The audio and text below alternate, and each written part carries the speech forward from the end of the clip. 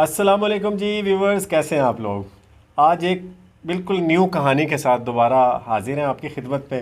तो अगेन मिसबाही साहब की कहानी है और उस पे इंजीनियर साहब जो है वो इंजीनियरिंग कर रहे हैं। यार बिलाल, आप आजकल कहानियां बड़ी सामने लेके आ रहे हैं। यार ये लोगों की इस्लाह के लिए होती हैं, ये किसी की तज़हीक के लिए नहीं होती। बिल्कुल ऐसे ही। ठीक है ना। अब जिसकी ये मिसबाही साहब है ना, इनकी बहुत सारी बातें अच्छी भी हैं, लेकिन जो ये कहानी बना के पेश की जाती है जो खुद से घड़ के, तो उससे फिर लोगों के ना यासर ईमान जो है ना वो डिस्टर्ब होते हैं। बिल्कुल ऐसे तो इसीलिए ये इस्लाह के लिए है, इसका मतलब बिल्कुल भी किसी की तौहीन करना नहीं है। सही है। मुझे किसी के बाबों से कोई लेना देना नहीं है। बाबों के मुकाबले में मैं अपने आप को नहीं ला रहा होता, किताबो सुन्नत को लेके आ रहा हूं। अब चूंकि वो है ही उसके मुकाबले में है, तो अब मैं क्या करूं। कहते हैं जब अल्लाह वालों की बारगाह में जाओ तो दिलों को कंट्रोल में रखो, ये दिलों के जासूस होते हैं। अच्छा, फकीरी हज़रत को बच्चों का खेल तो नहीं है ना। औखी कार फकीरी वाली चढ़ झूली ते बहना पाई जो थी, अपनी मर्जी नहीं मर्जी शहनशाह होंदी चलदी है। फकीरी नाम है अपनी मर्जी के खत्म कर देने का। कहते हैं हज़रत ने फरमाया जा दिल्ली कुतुब के पास तेरी खबर ले। फरमाते हैं मैं दिल्ली आ गया। अब कुतुब साहब से मुलाकात तो नहीं थी ना। कहते मैंने वहाँ के लोगों से पूछा भाई यहाँ कोई कुतुबुद्दीन साहब रहते हैं? तो हजरत की उम्र कम थी उस वक्त, जवानी थी बिल्कुल कुतुब साहब की। सही है। और बच्चे खेल रहे थे और हजरत बैठे उनका खेल देख रहे थे। किसी ने इशारा करके कहा भाई ये हैं कुतुब साहब। तो बाबा साहब फरमाते हैं चला, लेकिन दिल में फिर वसवसा है भाई, पीर ते मिलिया लेकिन मिलिया मुंडा। पीर ते मिलिया लेकिन मिलिया मुंडा।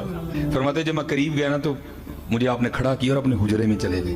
कहते जब बाहर आए ना तो दाढ़ी सफेद थी और बूढ़े हो चुके थे, और मुझे मुखातिब करके कहते हैं फरीद हूँ तेरा पीर हो जावा कि नहीं होया।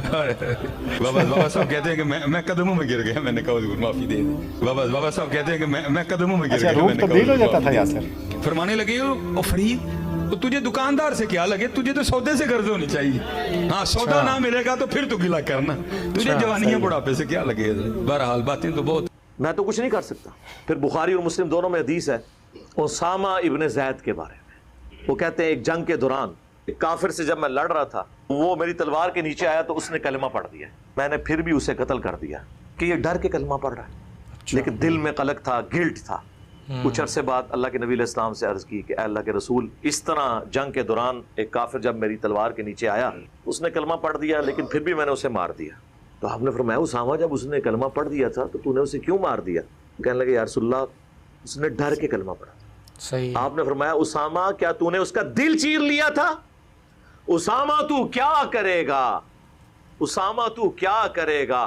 इस जुमले को हुजूर रिपीट करते रहे। जब क़यामत वाले दिन वो कलमा पढ़ता हुआ अल्लाह के हुजूर तेरे खिलाफ मुकद्दमा कायम कर देगा, उसामा तू क्या करेगा। और उसामा इब्ने ज़ैद कहते हैं कि उस वक्त मेरे दिल में ख्याल आया काश आज से पहले मैं काफिर होता, आज ही कलमा पढ़ के मुसलमान होता, कम से कम मेरा ये गुनाह धुल जाता।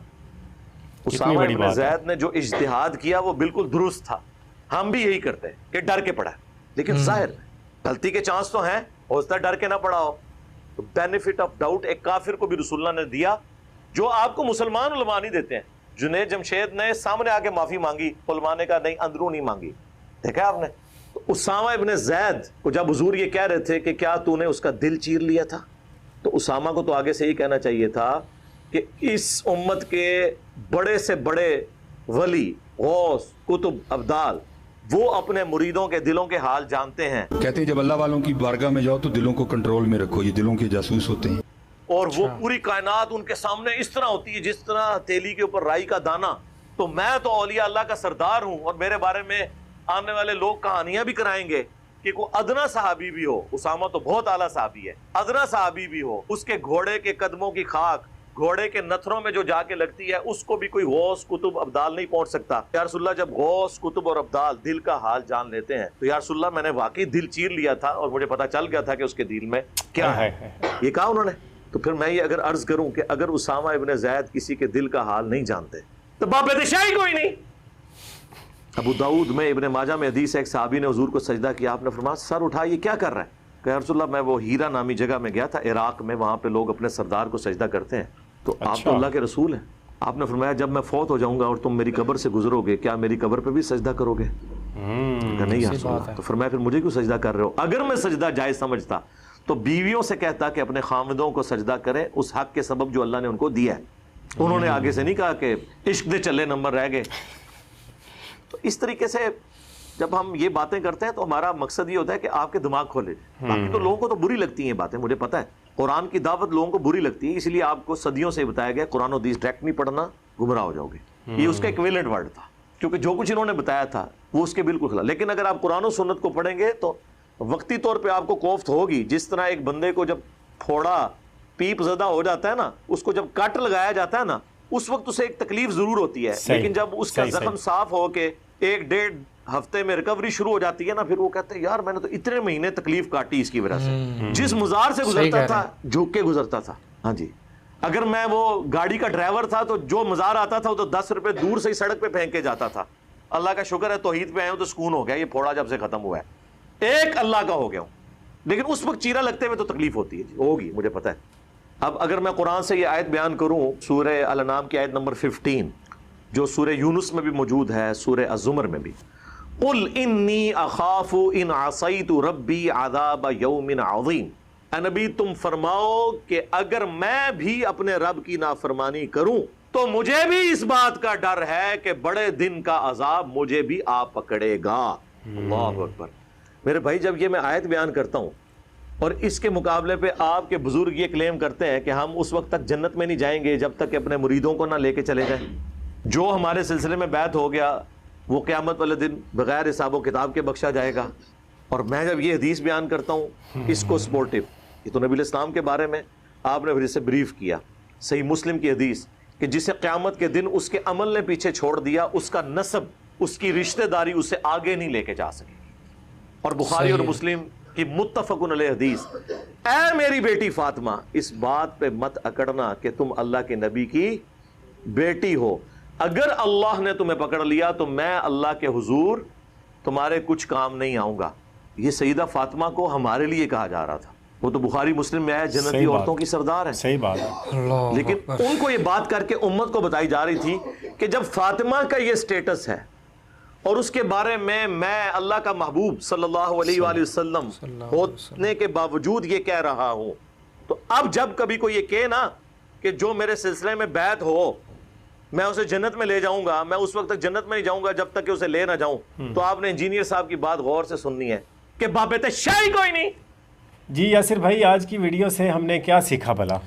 यार बड़ी सिंपल सी चीज़ है कि जो स्टेटस अल्लाह ताला ने अपने नबी को दिया है, ठीक है, उससे बड़ा कोई स्टेटस किसी को नहीं दिया गया। सही बात। उनके बाद सहाबा कराम आ जाते हैं, ठीक है, और बाकी ताबईन तबा ताबईन आ जाते हैं, ठीक है।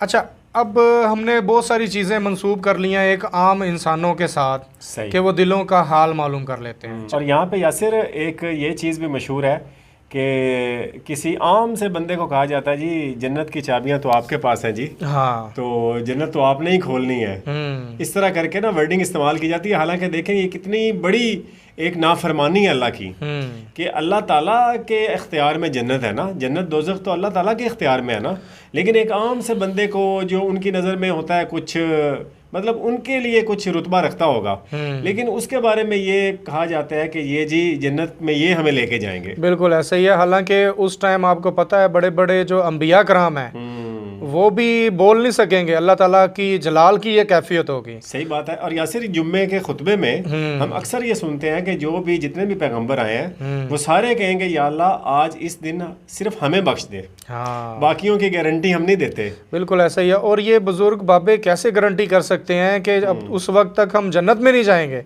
जब तक कि उनका आखिरी जो है ना वो मुरीद वो जन्नत में नहीं जाएगा। सिर्फ या सिर्फ एक हस्ती दुनिया में ऐसी है जो किसी को जन्नत में लेके जा सकते हैं, वो है नबी करीम सल्लल्लाहु अलैहि वो भी अल्लाह ताला की इजाज़त से, जैसे ही अल्लाह ताला उनको शफात के लिए इजाज़त देंगे बिल्कुल, तो तब वो शफात फरमा सकेंगे। और किसी के पास गारंटी है ना यासिर, तो वो मेरे ख्याल में तो वो तो बात ऐसी कोई नहीं है। फिर तो डंके की चोट पे ये कहना पड़ेगा कि वो रॉन्ग नंबर है। सही बात है। और इन जाली जो मन घड़त कहानियाँ हैं इनसे हमें बाहर निकलना पड़ेगा यासिर, क्योंकि इनके साथ हमारा ईमान इन्वॉल्व है, बिल्कुल ईमान खराब होने के चांसेस हैं। बिल्कुल। तो इसीलिए हमें जब ये छोटे बच्चे सुनेंगे यासिर, उनका भी जहन बनेगा कि यार बाबा कुछ कर सकता है, बिल्कुल, या इस तरह की करामतें होती हैं, लेकिन हकीकत में ऐसा नहीं है यासिर। बिल्कुल। अब देखें ना कि कितनी बड़ी उन्होंने बात कर दी है कि जी वो उन्होंने बुजुर्गों ने कहा है कि जी इनकी तो एज ही कुछ भी नहीं है, ठीक है, तो वो अंदर गए हैं, तो बाहर आए हैं तो वो सफ़ेद दाढ़ी हो गई है।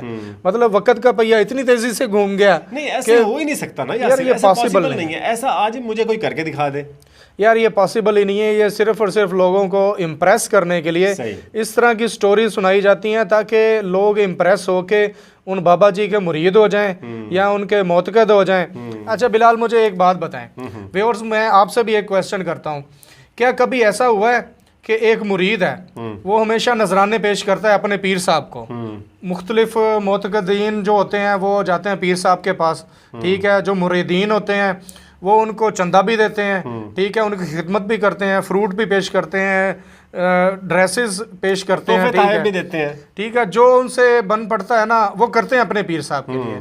क्या कभी ऐसा हुआ है कि किसी मुरीद के ऊपर मुश्किल टाइम आ चुका हो, ठीक है, उसको पैसों की ज़रूरत हो, तो किसी पीर साहब ने उनको पैसों के साथ दे के रुखसत किया हो? नहीं ना, वो सिर्फ दुआ ही दे सकते हैं भाई। ठीक है, अगर वो दुआ दे सकते हैं तो व्यूअर्स आपको भी ये चाहिए कि अगर वो सिर्फ आपको दुआ के ऊपर टरखा रहे हैं तो आप भी उनको दुआ दें। आपकी दुआ की भी अल्लाह ताला की नज़र में वही वैल्यू है जो कि एक दूसरे बंदे के लिए है। हाँ, अगर कोई ज़्यादा परहेजगार है, ज़ाहिर है, ठीक है, उसकी दुआ की जो वैल्यू है हम बाकी जो आम गुनाहगार बंदे हैं उनसे बेहतर मानते हैं, लेकिन वो ज़ात जितनी बेनियाज है ना वो बाज़ दफ़ा गुनाहगारों की बात भी मान लेती है। सही बात है। और यासिर, एक बड़ी आम सी एक बात मशहूर है यासिर, जो पीरों की दुआ है ना उससे एक उसका मुरीद साइकिल भी नहीं ले सकता, ऐसे ही है। और जो मुरीदों के नजराने हैं उससे पीर साहब पराडो ले लेते हैं। बिल्कुल ऐसे ही है। यही हकीकत है और यही हकीकत है, और इस तल्ख हकीकत से बाहर आना पड़ेगा। सही बात है। ठीक है, अपने बीवी बच्चों के लिए,